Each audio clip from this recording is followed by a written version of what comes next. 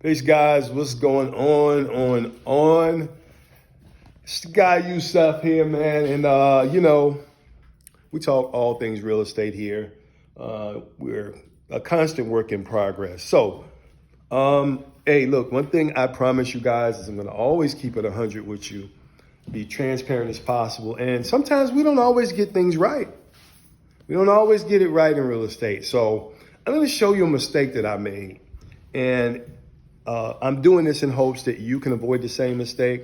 And I know that other investors are new to the game, and some who are even experienced in the game run across this problem. And I'm going to tell you where I made my mistake and what I plan on doing to fix it. Now, I'm in the duplex right now, and we had sheetrock done. We had these recessed lights put up. I think you guys have already seen it. If you haven't, we'll be putting it on our channel, kind of what the progress looked like here. Now, here's the issue. One thing that I did not do, and I'm taking accountability and responsibility for it because ultimately it is my problem to get fixed.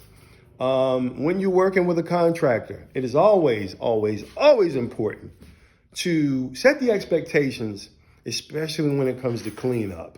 Now, sheetrock is a dirty job, but nobody's going to care about your property the way that you care about your property. At least they shouldn't. And then on this particular job, this guy, I've used him for other projects outside. Now, he's an outside contractor, I found out. And one thing that irks me more than anything is someone to leave my place a mess. And I have to contact you over and over again to come back and finish your job. Once you get your check, you're gone. You maintain radio silence, and I'm left with a mess. So I'm going to show you the mess that this guy left. And needless to say, he will never get a job from me again. But I'm going to clean it up myself. I don't want to clean it up because my time is valuable. And if I paid someone to do something, I expect them to do it. But I should have asked and set the expectations from the beginning of when this will be cleaned up. And so this guy kept making excuses. Oh, couldn't get in touch with you. Oh, da-da-da-da. I told him, of course, so listen, the time to clean it up was when you were doing the job or right after you finished. So no excuses here. That's all I'm getting from this guy. So he's holding up the progress here because he's got a bunch of junk here. And then I've got to get cleaned up because we have to meet deadlines. All right, so check this out. This is kind of an example of what was left behind. Now, my floors were nowhere near this dirty. And you know what? And in fairness, listen, I get it. There's going to be some mess left behind. But listen, that's this guy's scaffolding. Been here for weeks. His junk down here, and I've got an upstairs unit where this junk is. We can't do work in here with all of this stuff in here. Look, swept behind the door, junk in here.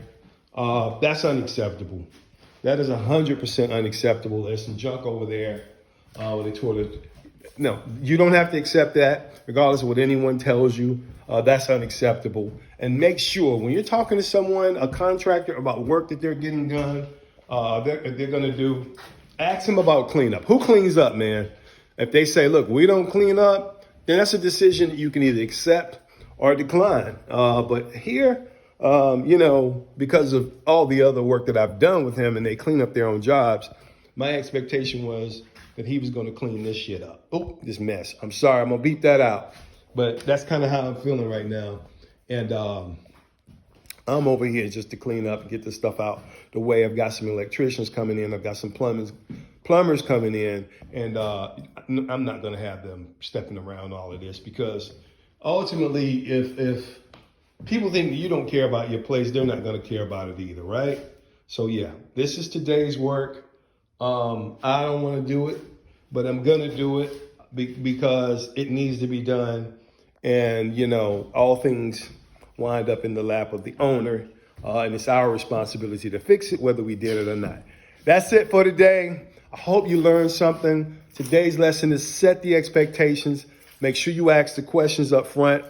In this case, who will be cleaning up after your guys? When will they be cleaning up? I don't need you to wait a week after you do the job. I don't need to be calling you back. I don't need to be going back and forth hearing your excuses as to why. Oh, you know, I had a flat tire. Oh, da da da da da da. So yeah, get deadlines. So when they don't meet those deadlines, there's nothing really to debate about. And if you want to hold some money back, by all means do. I think that's what I'm going to start doing because this was an expensive job. This cost me, this was a 5-figure job actually. Lots of sheetrock done, but you got to clean this up, man. You got to clean it up. Otherwise, somebody else is going to have to work around this mess, and it's just going to spread mess over and over. That's all I got for now, guys. Have a pleasant day. Today is my favorite day of the week. It is Monday, and I hope that you are motivated on this Monday and you get some things going. Later.